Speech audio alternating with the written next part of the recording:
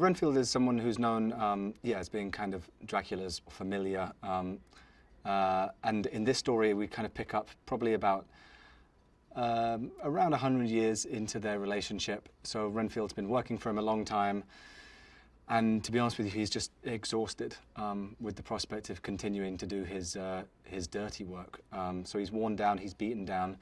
and kind of looking for an escape or some sort of spark to kind of return to his normal life and what he misses.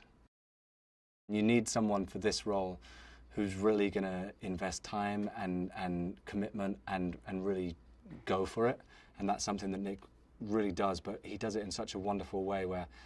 in scenes with him it's incredibly fun to watch where he's taking interpretation from as well, whether it's Nosferatu and kind of the physical interpretation of Dracula, particularly at the different stages of his healing and power,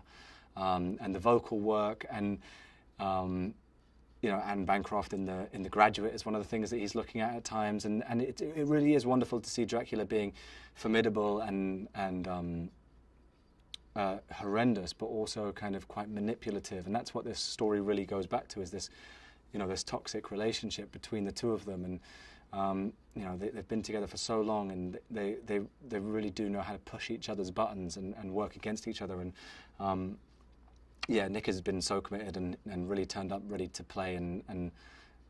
it's just wonderful to watch all the nuances and the things that he's bringing to the character. I came down a few months before we started shooting, and Chris kind of really asked a lot of me and expected a lot, but in a way that meant that I could really jump in and try and learn all these kind of fight sequences and kind of parkour-y sort of moves and stuff that hopefully in the film ends up being something that makes it special and brings the character to life in a different way. It's a horror action movie, and that's something that Chris McKay really wanted to lean into, that element of that we could be punching heads off and ripping arms off and all these kind of things that you don't see in a lot of movies, which is really, I think it's really fun, which is an odd thing to say about doing that sort of stuff. But again, Christian Tinsley's special effects makeup branch have done an incredible job of making all that stuff practical, which, a lot of the time in movies that would be a digital effect, but they've kind of built like